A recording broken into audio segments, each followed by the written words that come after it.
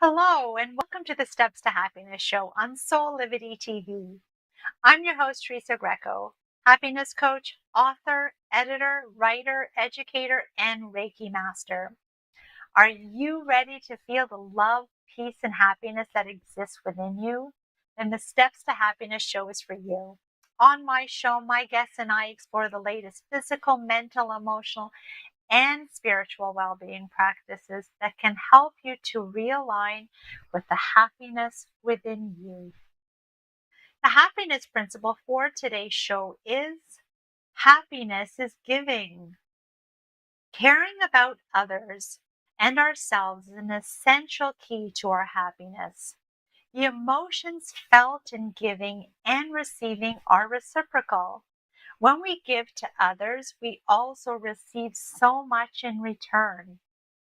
The happiness felt in exchange for when we give explains why it feels so good to us when we do. Science has proven that helping others boosts happiness. It activates regions of the brain associated with pleasure, social connection, and trust, creating a warm glow effect that explains why it feels so good to give. Scientists explain that altruistic behavior releases endorphins in the brain, producing the positive feeling known as helper's high. Those who volunteer tend to have better mental health, feeling less depressed and anxious than those who receive help. In addition, giving has been proven to increase the satisfaction and longevity of our lives. Helping others can give us a purpose. When we know that what we are doing is helping to make a positive difference in the lives of others, it provides a sense of meaning in our own life. Kindness increases feelings of competence and improves our mood. For example, teens who volunteer feel better about themselves, are socially more connected with others, and do better in school. And while we are engaging in helpful activities, our minds can focus on things other than our own problems, which in turn reduces stress. When we are on the receiving end of kindness, it inspires us to be kinder ourselves. Like the Pay It Forward movement, it helped to create a ripple effect of kindness acts worldwide. The act of repaying the kindness to others continues to pass along the practice of helping one another, thus creating a social movement that makes the world a better and happier place. And science has shown that happier people are more likely to be interested in or be inclined towards helping others, which creates an endless cycle of happier people doing helpful and kind things for how it makes them feel and how it impacts others. Giving invokes a feeling of gratitude. Whether you are giving a gift to someone to express gratitude or feeling grateful as the recipient of the gift, feeling gratitude helps us to feel happier. This is because research has shown that gratitude is directly correlated with happiness. Feeling grateful for our blessings and expressing gratitude to others increases our joy, positivity, and sense of connection to others. Therefore, the benefits of giving extend far past the giver and receiver, where kindness has the potential to be felt in communities all around the world. With that being said, I'd like to welcome my first guest on the show. She's an author, podcaster, emotional wellness specialist, and joyful living teacher. Anne Scotland, hello and welcome to the show. Hi, Teresa. Thank you for having me. I'm so excited to be here today. So, Anne, maybe we could start off with you telling us a little bit about your story that led you to do the work that you're doing today. Yes. Long journey to get to becoming an emotional wellness specialist, to specializing in joy and happiness, which is what brought me to you. Um, I had a very unusual growing up, unusual childhood, very atypical American childhood, which was I grew up in a very right wing religious organization, lived way out in the country, um, didn't really have an exposure to anyone. I was homeschooled till I was about 15 and a half. So very limited social interaction, no movies, no television, long dresses, the whole nine yards. And it was interesting because I was firstborn, type A, Capricorn, whatever you want to take away from that. And I figured, well, whatever, I will just be the best at what I can be in my environment. And honestly, I didn't know any different either, which just makes it a little bit unusual. So I just went for it all out. I embraced everything. I just decided I will, we all want attention. I'll get attention from being as good as the adults. I'll be on attention as being more pious than everybody else. Um, but when you talk about happiness and joy, one of the things that sort of started coming through to me was that part of the religious experience was you're really expected, if you were successful in your religious experience, you're expected to be joyful. And if you were unsuccessful, that's the only reason you would be sad. So I learned to put on a very joyful face during those many years, but I didn't always feel that way inside. Inside, I felt inauthentic, disconnected. I dealt with a lot of depression. And as my life evolved and changed, and I slowly, very slowly made my way out of that lifestyle and more into the mainstream, one thing I decided was that I wanted to dedicate my life to finding joy myself. And then when I did, to share that with others and just show them how simple it can be. It's not as far off as you might think. Mhm. Yes, that is very similar to my endeavor as well, is to try to have that I've been on my happiness journey for 10 years now and trying to do some of the same work that you're doing. So today's show, you and I, both happiness and joy specialists, let's say, or experts, are going to hash out the principle happiness is giving. And so I wanted just to start off by hearing your thoughts on what you think of this principle. Happiness is giving. Yes, I absolutely agree. Happiness is giving. If you want to build happiness and joy in your life, now, hopefully, I'm not conflicting with anyone else's curriculum here, but I disagree with people who say that you have to have it before you can give it away.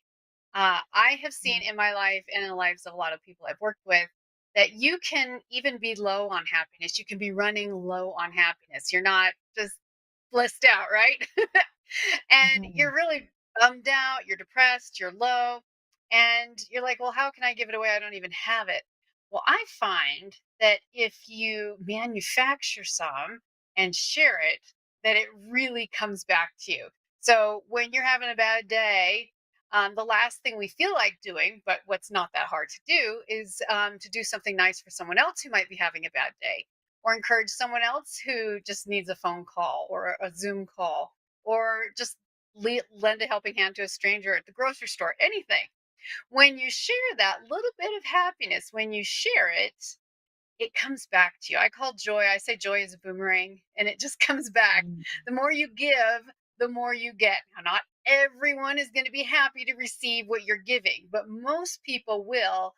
And your takeaway is usually an improvement in your overall wellness and your emotional temperature for the day. It really is the best way to grow joy. Mhm. Absolutely. It is actually law that it's in the giving do we receive. So it's exactly as you said, that in those times when we're not feeling it, we will actually feel it when we give first. So it people think that they have to wait to receive first in order for them, as you said, to feel like some kind of initiative, let's say, to then spur them to want to give.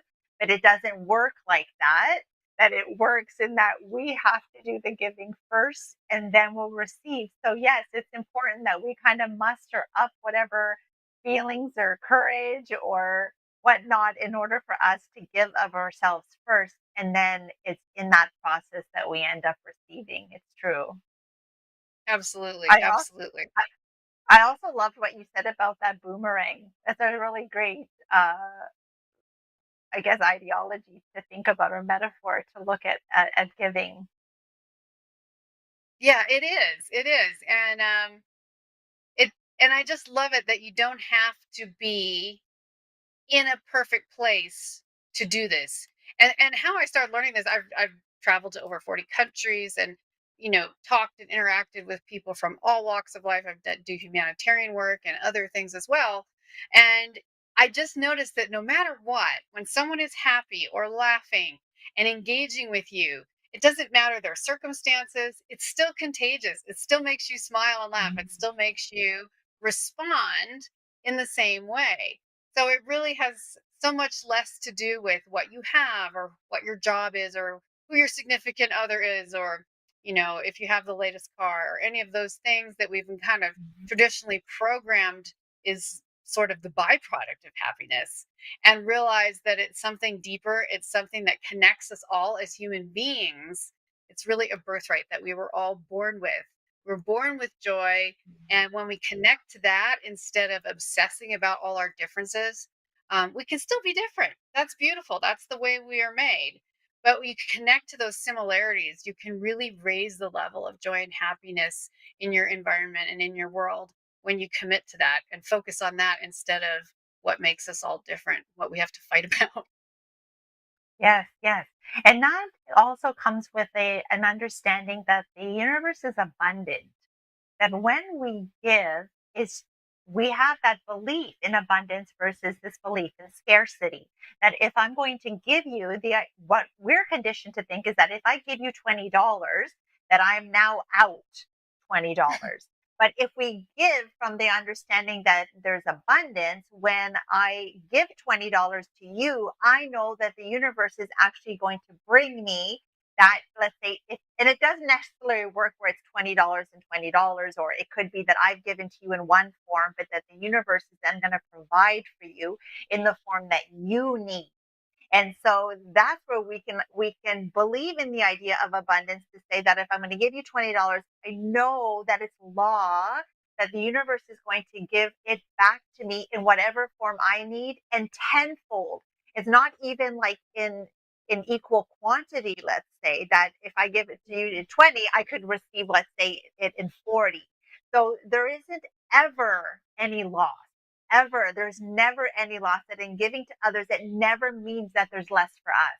And this is something that we have to get over, because we think that when we give to others, it means that we have less. But we have to Right. trust in the universe to know that when we have given to others, that the universe is going to compensate for that giving in giving to us in whatever way or form we might need. Yes, I love that. I think that's so beautiful, and I love to realize that there's science behind that. But you know that more than I do. You've studied that side more than I have. Now, when you said that you've traveled to all of these different places, was it, and I can imagine that you probably traveled to some world places that aren't considered, let's say, first world countries, where here we're so focused on the giving of material things, that Hmm. that is our way that we might show our gratitude or appreciation for what other Hmm. people maybe have done for us. But I think what goes deeper is the actually giving of ourselves. That I don't know if you, maybe in some of the travels that you've been to, where people don't have a lot of material things. So the giving actually shows up as the giving of themselves. Hmm.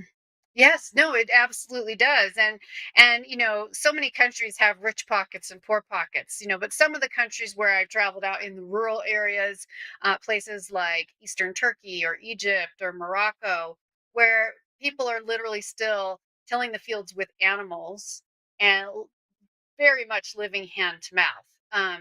So it's a very rough existence. They don't have dental care, they don't have health care. The animals don't have veterinary care. Like it's a very tough world, and yet there is this human connection, the contagiousness of a smile, healthy contagiousness, Mhm. right? That is absolutely crosses every border, which to me is the prime example of how happiness and joy cross all politics, all religions, all differences, Mhm. any color of anybody's skin, it doesn't matter. Like sharing that smile, feeling that contagious energy. And I've also found that even in those places, so many people are so incredibly generous even though they don't have Mhm. much to give. They'll still offer to give you a piece of fruit. Or if you stop and talk to for a few minutes, they want to give you something. And I don't want them to give me anything, but it brings them joy, right? So Yeah. I share in it, I enter into it because yes, it really in fact, there's a lot of reasons why Americans consume more antidepressants and opiates than any other country in the world. So, Americans in Western countries, um, is because we have really gotten ourselves distracted with material things and really Mhm. tied our happiness up into that. We don't have that spontaneous happiness. We don't give ourselves permission to just be comfortable and be joyful. Everything has an agenda and a plan and all about paying the bills. So I think sometimes we take these incredible gifts we have and these circumstances and we make it into something toxic when we could learn a lot from people who live simpler lives and actually have way more Mhm. happiness than we do. Yes, yes. I can appreciate that because I saw that in my grandparents, immigrants here to Canada, and very much about being able to share whatever they had to give to others. That Mm, they all mhm, relied on each other. There's this interdependence with each other that many of us here in North America don't have to yeah. rely on others for just survival, like the way that they did exchanging their goods for, because everybody was growing different things and in their farm and whatnot. And so, Mhm, yes, I can appreciate what you're saying. And that the beauty, I think, of even just the simple thing of giving a smile is that human connection, as you said. But it's that ability to see someone in that moment. And I think that, and I've heard Oprah talk about this as well, is that people just want to be seen. They just want to be acknowledged. And I feel like, I mean, there's even this experiment where you try to look at like three people in the eye and smile and just giving that away as a gift, and that in that experiment, and if you can get someone to smile back at you, that at first they kind of are like, who's this person smiling at me, but then they actually appreciate the smile, and that as I think you said, that smile ends up being contagious, and that we all mhm. end up being happier just through the through the exchange of a smile. Absolutely. In fact, that was just what I was going to say. So we were right in line with one another there. And that was that, yeah, it's so interesting that when we share a smile, in most cases, I mean, you can smile, like glance at someone and smile and kind of look away at the same time. But if you really share a genuine smile with someone, you have to connect with their Mhm. eyes. So it's actually less about the smile. The smile is saying, I'm friendly. And you don't have to worry, but it's actually looking people in the eyes. In our culture, we've really developed an avoidance. Like we try to just be really Mhm. private. We are afraid a lot and we don't just connect. And when you connect to the eyes of someone else, you just feel something. Something moves in your soul. Mhm. I learned from my friends in Germany, and I'm assuming in other countries as well. When you toast with a drink, like Mhm. if you're saying prost, right? You have to look the other person directly in the eyes. And if you're a table of 10 people, you have to look at each person in the eyes. I was like, wow, that is so powerful because we just forget it really means something then because of that eye to eye connection. It really Mhm. is. touching us, we have to be vulnerable enough to connect. And when you connect, you actually feel an energy. And most of us feel that energy and turn away because it makes us feel shy. But it's still Mhm. energy. You can use that in a variety of ways. So learning to connect. I'm also an actress, and one of the things you learn very on in acting is that eye to eye connection, where your teachers would make you stand for like 5 minutes and just look someone in the eye who's 2 feet from your face, and people just Mhm. have the most incredible breakdowns. They can't do it. They freak out and because they're so not used to it. But once you kind of get over that, you start to see something. They call the eyes the window of the soul, and it's so true. Mhm. So I just love that. I love that connecting. Mhm. And what's interesting is that now with the masks that we have to wear, I because I'm such a smiley person, I hate the fact that we can't see each other's smiles and that I I I'm know. constantly smiling and I that people can't receive that, but then they're like, well, you can still kind of see it with the eyes. So it's when you were just saying what you were saying, it was like, yes, it's interesting that yeah, the smile is something so simple that you can give to somebody to say, I see you in this moment, I acknowledge you, but that now we're only restricted to the eyes Right? because of the mask. Oh, I know. I know. I And to know. try But to smile. yeah. And you still can see this when you're smiling, you can see it in the eyes in most people. Like, you cover your face, but you can kind of see the smile.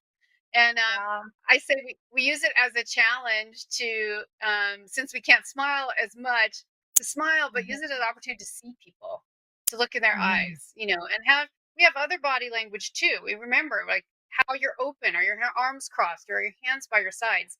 You can really express your intentions and your feeling in the room by your body language. Even if they can't see your nose and mouth, you can still smile. You can still engage people. And Mhm. and people really need it right now. People have become so isolated and so Mhm. lonely, and we didn't have enough, interaction, honestly, in my opinion, as humans, not heartfelt interaction before COVID. And now I think we need it more than Mhm. ever. There's a lot of people who want to be seen, who want to be heard, and we have an opportunity to tune that. Whether you're feeling joyful today or not, you can bring that to them, and boomerang, you're going to get some Mhm. back. Yes, yes, which is amazing. So we have to remember that even in those moments when we may not feel like giving to somebody, that we have to remember that in the giving that we will end up receiving that it is just law. And research has shown that as well. So I wanted to just touch on a little bit about your book, Live for Joy. Yes. And so if you could, it it's a beautiful portrayal of joy. And so I want you, if you could tell us a little bit about how you've done that and how we may see this idea of happiness is giving in your book. Yes. So when I wrote this book, I wanted to write a personal empowerment book that you could use and really take through your day, even if you only had a minute or 2 minutes to open it to read one page, which is partly why it's such a visual book. Very small original quotations by me, and then paired art and imagery, photography that speaks what the words are. They're very tightly bound. I spent months and months and months picking each one of these images myself because I wanted it to be a full experience. And it's not just about joy. There is obviously a whole chapter on joy. It's 285 pages and there's 12 chapters, but it's really a recipe for life. Um, Bringing to your attention all the different areas that you need, like whether that's encouragement, you could pick the encouragement chapter and go through that or go through one page of that. One of the things about what we're talking today is I think it's chapter 3, and it's called Be a Benevolent World Citizen, which is sort of like, isn't this a self empowerment book? But yes, because in giving happiness, you're receiving happiness. So, how can you be a more benevolent world citizen? A lot of this it's inspirational, but it's also philosophical, it's also thought provoking, it's also motivational. You know, what does that mean? It can be as simple as opening up, broadening your perspective, listening to someone else's point of view, realizing that things like art and nature and music tie us all together as human beings. It doesn't matter what your persuasions, your politics, your religion, or where you live, there are these bonds. And our givingness is what actually brings us joy. And not only are we contributing to the world around us, but we're receiving back. Um, and challenging several other, there's another whole chapter just on perspective, because I think, to be honest, a lot of our unhappiness comes from the perspectives we choose to hold on to. We tend to Mhm. have a point of view or a determination to be right over no matter what. And we're so busy clenching on to these principles that we're actually ruining our own lives and making ourselves unhappy. Doesn't mean you can't have a Mhm. point of view. It's more, how can you have a wider point of view? How can you breathe emotionally and let circulation of joy and happiness move through your life? And one of my other favorite chapters is the last chapter, actually, which I think is something we don't often talk about. And it's called Learn to Love the Endings. Learn to Love the Endings, which is every part of life is beautiful. And whether it's the end of a job or perfect health or a relationship or many other things, the endings can still be phenomenal and beautiful. And when we start accepting and embracing all the parts of our life and learning to find that happiness and joy in each part, we really start living. Even if we're not to an ending yet, then we really start living. So I think that definitely adds some perspective. Yes, it sounds beautiful. Now, if people would like to connect with you after the show, how can they do that? Sure. So they can connect with me on my website, which is annescotland.com. That's ANNESCOTTLIN, annescotland.com. And the book Live for Joy is on Barnes and Noble. It's on Amazon. You can check it out there. I make more money if you buy the digital version, but I highly encourage you to buy the hardcover because it's just a Mhm. special whole experience. Do I have time to share one very short quote, Teresa? Yes, All right, so please. here's just an example. Here's an example. So I'm just going to show you a picture. And the quote that goes with this picture is, gratitude and joy are ageless, even as time goes by. So this is Mhm. just learning to love the endings, right? Gratitude and joy. That's just one of the very short quotes, but it kind of gives you the feeling of embracing your happiness. So yes. And you can Mhm. also find me on Mhm. social media at Anne Scotland. Yes, and embracing the happiness with others. That that's where it's all about. It's not about us just feeling happy by ourselves because to be to be honest, at the core of everything we do, at everything we do, we want to be happy. But how Mhm. happy is it that if you're doing everything you at the end you're standing there by yourself? Who are you Yeah. enjoying your happiness with? Mhm. You're Mhm. really not. That it's happiness with others. And so I love that picture that you just shared because that's what came to mind when I saw it. So I just want to thank you Yeah. again for being on the show today and sharing your thoughts on happiness and why it's Mm. important for us to give.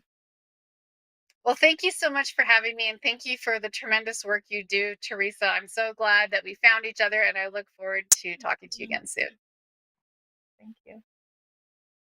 Stay tuned as after the break, I'll be speaking with my guest, JM, as we dive deeper into why giving is important to our happiness. See you after the break.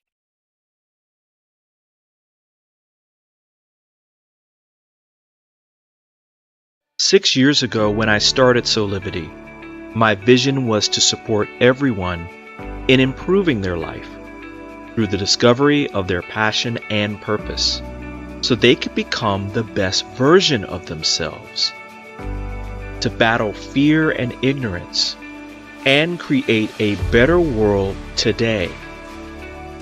Get inspired to live your passion and purpose. Visit soulivity.com now.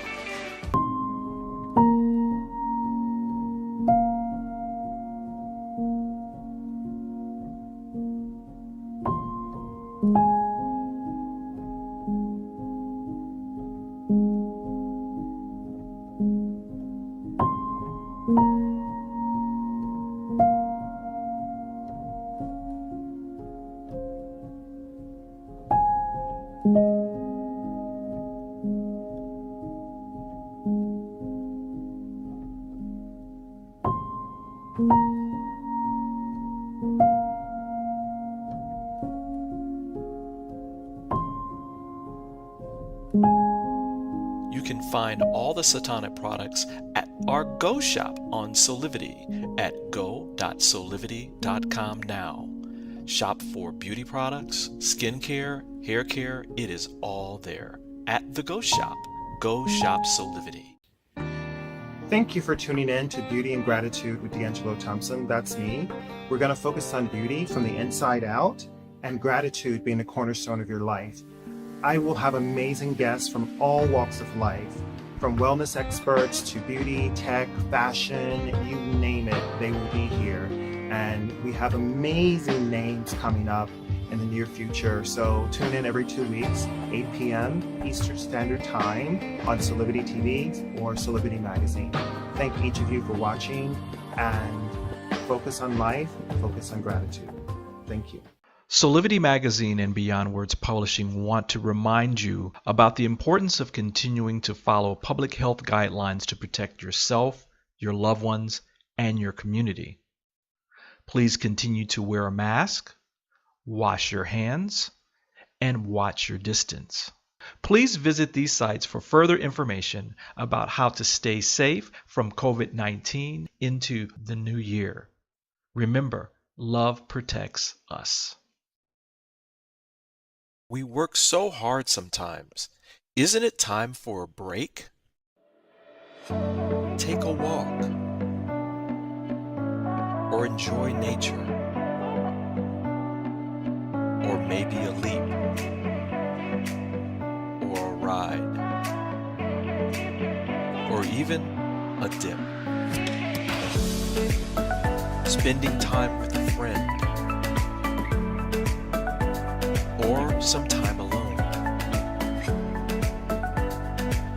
Whatever it is, always spend time growing and learning with a Soulivity weekend. Every Saturday at 10 a.m. Eastern, right here on Soulivity TV. Welcome back. I'm thrilled to introduce my next guest. He's an author, mindset coach, podcaster, and the CEO of Let's Go Win. J.M. Ryerson, hello and welcome to the show. Hi, how are you doing today? I appreciate you having me on today. Awesome. Thank you for being with us. Now, if we could start off with you sharing with us a little bit about the work that you do with your clients. Yeah, so my company literally exists to inspire people to live their best lives. So, quite literally, I have a mission that will never be fulfilled, but I get to get out of bed and work with people on literally living their best life. And it's so fulfilling for me because it all started by I wrote my first book, and it was for my kids. And these were lessons that I wanted them to have, not necessarily from me, but from my parents, grandparents, authors, mentors of mine. And it just has spun into this movement. It's kind of what I call our company. It's a movement because I believe everybody has the ability to win. I want them to win.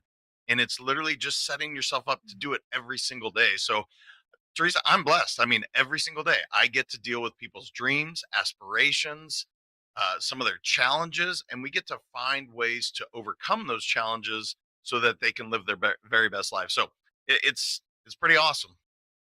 Yeah. And I think what you just said ties into the show perfectly because the happiness principle for today's show is happiness is giving. And that's exactly what you're doing, giving of yourself so that you can help others achieve what it is that they want to achieve for themselves in their lives. And so, what I wanted to do today was to talk to you about your philosophy, the Let's Go Win philosophy, and how it pertains to giving and why it's important for us to give and why it's important for us to give and why it's important for us to win, winning for ourselves and winning for others. So what can you tell us about your philosophy and how it ties into that?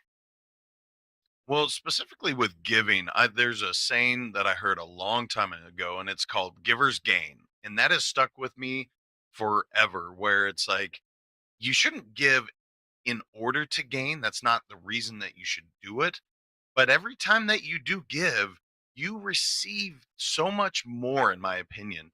And so it kind of becomes something that's infectious, and you're like, oh my goodness, it feels good. I'm helping more people.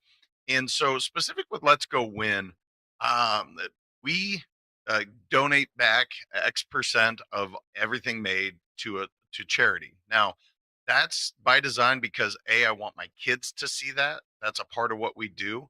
And B, I just believe in everyone around us being able to win. So, like losing, winning is also a habit. And so, everything I try to do is set up so that when you wake up, we're going to go, let's go win the day. Or on this interview, let's go win this interview. Let's give it our very, very best. That doesn't mean that it's, we're not going to make mistakes or fail. In fact, I guarantee I'm going to fail. I fail all the time. I'm an awesome failure, but I get back up and I do it again and again and again. And I want people to realize that give yourself some grace. Know that in anything, whether it's a sport, a business, a relationship, you're not going to win every single day.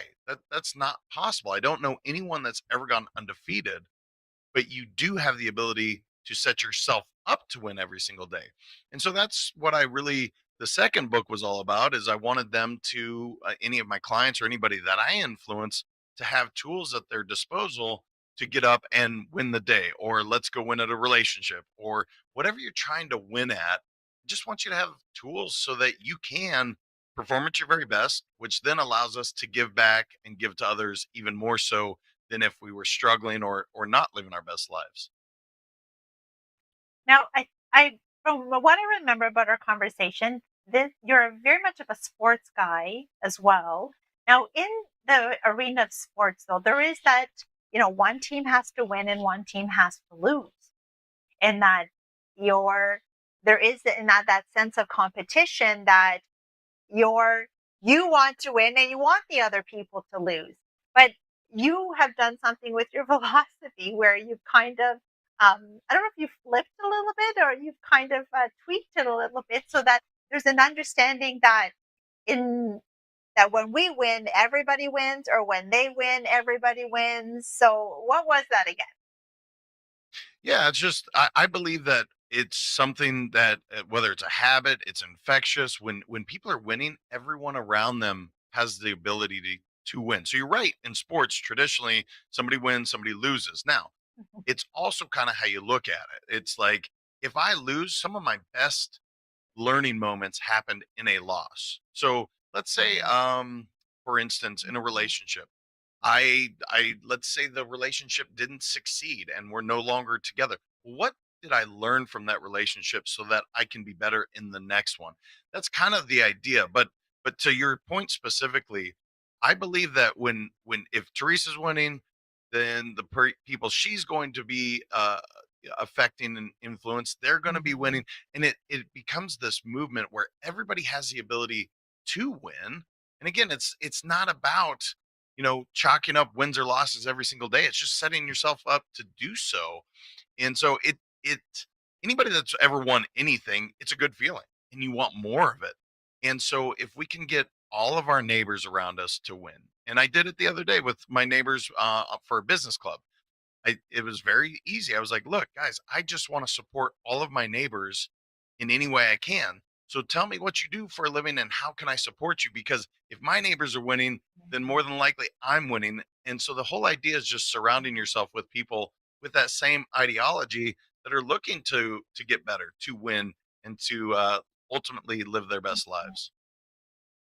So, JM, how can we get people to, because you're absolutely right. How can we get them to understand that it's in the winning of others that we also win? So, from a manager perspective or somebody that might be in a power position at work, there are many and that are in mentorship positions that don't understand this philosophy that you're saying, that they think that it's in the putting down of others that somehow it raises them. But that's not actually how it works, that it's in the raising of others do we raise ourselves, that it's in the helping of others to win that we actually win ourselves. So, and I know you do a lot of talks to CEOs and businesses and whatnot. So what do you say around that for those people that are in those amazing positions to actually make a difference if only they understood that it was in that if they could help others win, the people that they're supposed to be mentoring and helping to support, that if they actually did that, that they would win themselves. Yeah, it's a really good point because when I work with business leaders, when you're around someone that is empowering others, is not afraid for them to take over their role, that's when you found a great leader. Because when you're able to be that vulnerable and say, I believe in who I am, so much so that I want you to take my position. So that allows me to elevate to the next position, and I'm going to bring more people along with me instead of thinking, "Oh, I have to secure my spot and keep these people down here." You'll see the shelf life of those leaders, it's not very long. And so if they can be secure in what they're doing, who they are, and empower others to really lift them up, you watch. These are the companies that continue to thrive in any environment. And so I'm not saying it's easy, especially for somebody that's newer in leadership, because I think so often we have an idea of what it's supposed to look like. I'm supposed to act a certain way, sound a certain way. And the truth is, no, you were picked to be in that position because of who you are. So if you're able to be truly vulnerable and then allow others to rise up with you, you'll see how much better you succeed. And it is foreign to some, but once you get a taste of it, once you watch somebody else do something and their potential is reached, it becomes like this. It's almost like a something you have to feed again and again because you get to watch other people achieve their dreams. I don't know anything better in this world than watching Mhm. other people do something they never thought they could do. Yes, yes. And that's what's so empowering about like the work that we both do as coaches, that in helping others to succeed and to realize their potential and to be the people that they want to be in the world, how empowering that is for us and how amazing it makes us feel when we see other people succeeding in their own goals. I totally agree with you. And I think it stems from the other way would stem from a scarcity mindset versus an abundance mindset. And so there's that I want to touch on. And then I also want to touch on the understanding that really we're all one, that as a human collective, that when you actually help someone else to succeed, you're actually helping yourself to succeed, because we're all one. And that even in helping people like very close to us to succeed, that we don't have to do big and grandiose things, we don't have to travel to Africa and build schools or go wherever we have in order to make a difference, that we can make a really big difference just in the people close to us that we meet every single day, like even at the grocery store, when we're kind to others, that we're actually making, we don't even know the difference that we can make when we give of ourselves just a little bit to what difference it'll make in their life. So what do you think about that, about the scarcity and abundance mindset, and how that ties into this idea of giving? Yeah, this is one of the biggest things I dig into with clients because we all have self-limiting beliefs. At some point, we have either they've been given to us, we've adopted them, and I always ask the question, why do you think that way? Why do you think that it's lonely at the top? I hear that all the time. Why is it Mhm. lonely at the top? That's just something that you heard, whether it was from your parents or some leader along the way. That's just not true in my opinion, and it doesn't have to be that way, but we kind of accept that, okay, there's only so much. And again, if you go back Mhm. to the Great Depression, for instance, that's where some of these mindsets started to take shape and form. And so then, as those grandparents, I guess it would be, or great grandparents were, teaching their kids, oh, there's only so much, and you have to be really careful with how much that you have. I think that's where the scarcity mindset really evolved. And the Mhm. truth is, we live in one of the most abundant places in the world, in is the universe. We are meant to be abundant. We are not meant to have Mhm. scarcity. And so the more that people can realize that, These are just ideas that have been passed along and they're flawed.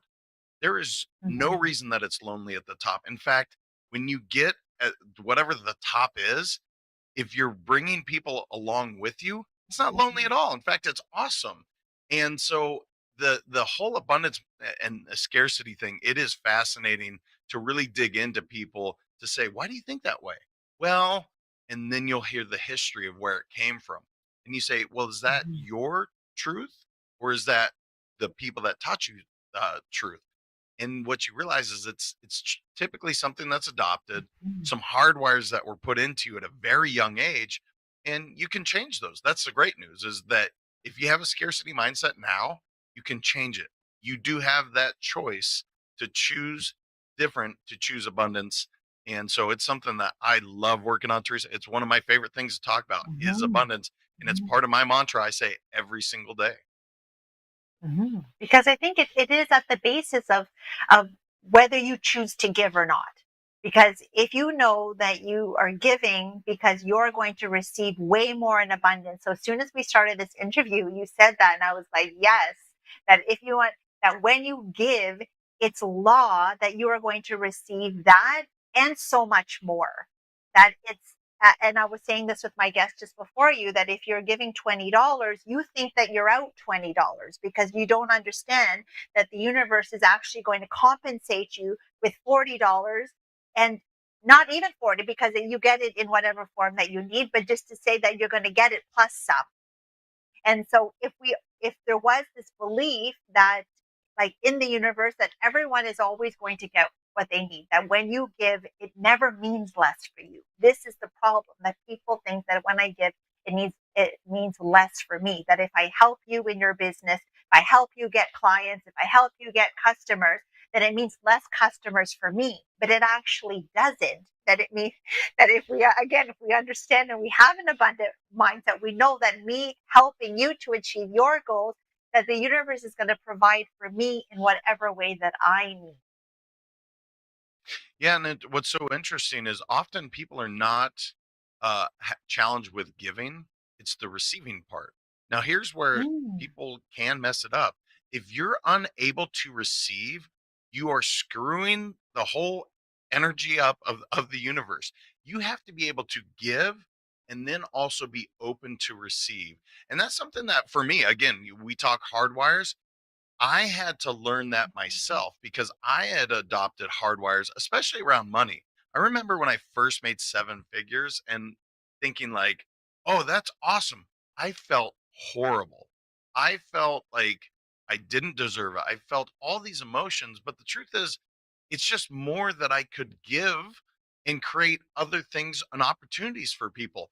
But Mhm. if I wasn't open to receiving, then the whole thing shuts down and it's just fascinating. So to your point, if you give $20 and you're expecting to receive something, that's where you're messing it up. I'm not saying to expect. However, be willing to give, and then as things come to you, be open to receiving them. But it is pretty interesting to see how much people struggle with that idea of receiving because they're not worthy. They think some string is attached to it. No, it's just a universe saying you're giving and receiving, and if it's out of balance, the whole thing stops and it doesn't work well. Yes, that's right. That there is a flow there. That if we don't leave ourselves open to receive what needs to come to us, then we can't in turn uh, keep that flow going and to be able to give. And that I love that you because I'd forgotten about that. But that's exactly right. That we have to make sure that we're always keeping that pipeline free that of giving and receiving and feeling like that and understanding that we are deserving of it and worthy of what the universe is providing for us in whatever way we might need to do that. JM, in your again with the Let's Go Win, and I you also you talk um, about the winning and winning for all. And would there be anything else that you would say that ties into that philosophy about the winning and winning for all? Well, here's what I would say. I want people to ask what do they want and then why. And then if that why is bigger than themselves, they'll go get it. So for instance, I want to go back just for a second on this receiving thing because I want to tie this in so people really understand it. So let's say I meet Teresa on the street and I say, you know what? You look absolutely radiant and beautiful today. And she says, oh, no, no, thank you. And she's real humble.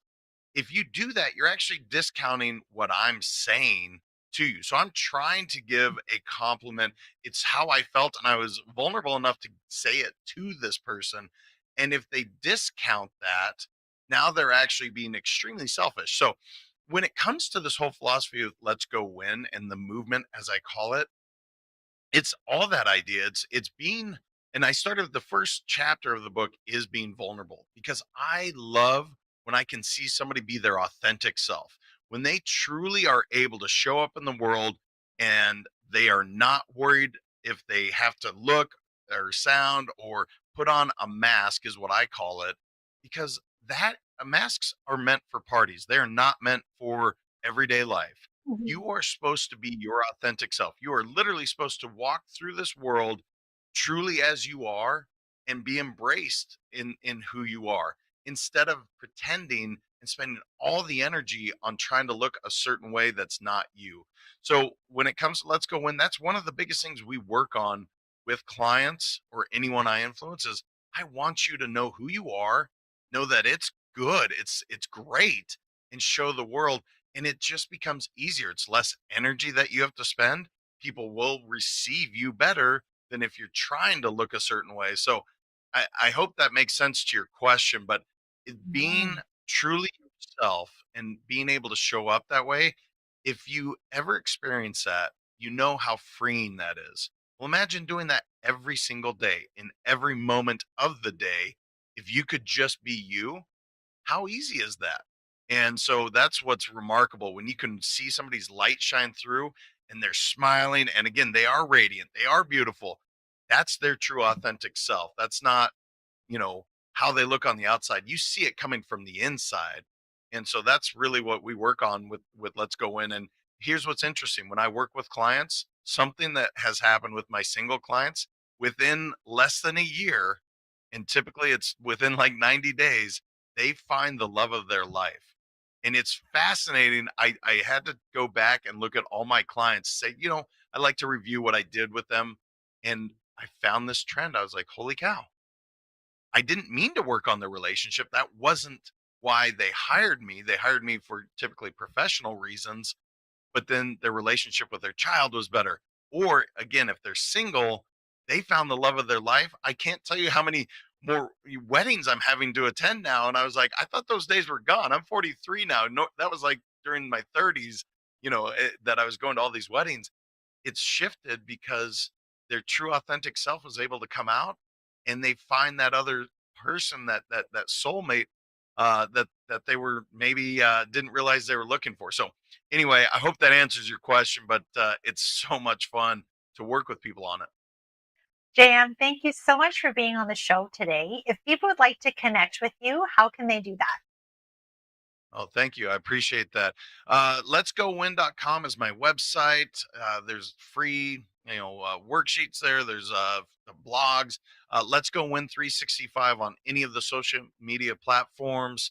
And yeah, just any of those places would be the best to reach me at. If you want the books, go to Amazon. But I love hearing from people. And whether you think I'm full of it or you want more, cool. I love interacting with human beings because I learn and get better every single day when I talk to Mhm. others, and I love to get their perspective. So I really appreciate you having me. This was a great time. Thank you.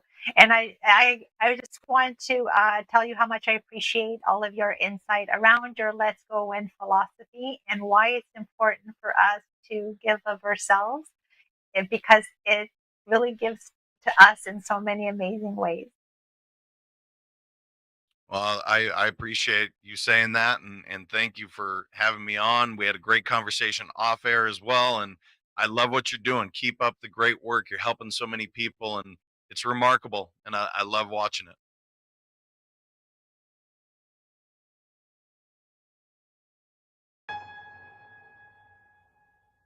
Have you ever asked the question,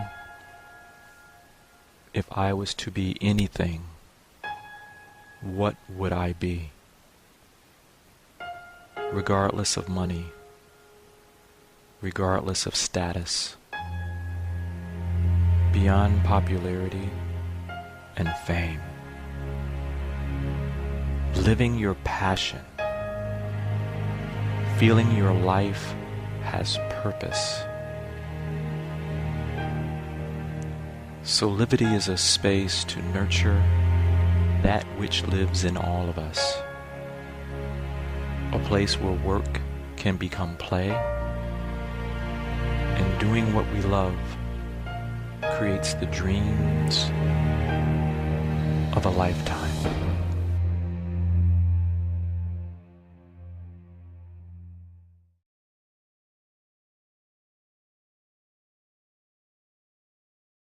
I'm going to leave you with the thought for the day. A powerful way to boost our happiness is to do kind things for others. Something as simple as a smile or a compliment is a small gesture that can make a difference to the person receiving it. When we give our time and complete attention to others, this can sometimes mean more to them than a material gift. Things like helping a neighbor by mowing their lawn, helping a friend with their move, or volunteering to bring hot meals to people in need are ways that we can give of ourselves rather than financial gifts. Caring gestures such as these help us to connect with others, which is one of our basic human needs, relatedness. When we relate to, connect, and feel significant to others, we experience warmth, bonding, and care. The reciprocal nature of giving and receiving is also understandable from a spiritual perspective. As spiritual beings having a human experience, we are here to be love, but also to give love. Just as Source loves us unconditionally, when we help others, we are sharing our love with others. This love is seen as in kindness acts such as holding a door open for someone, being appreciative when someone shows us care, and time spent listening to someone who needs a confidant. The happiness we feel when we give of ourselves is experienced because we recognize that helping the other is actually helping ourselves. We are all one. When we give to others, we are also giving to ourselves at the same time. Although each of us may look different on the outside, on the inside, we are all part of the same universe, made of the same stardust. We are love and happiness at our core, and helping others is just an extension of who we really are. Thank you for joining me today on the Steps to Happiness show, and I look forward to being with you again next week.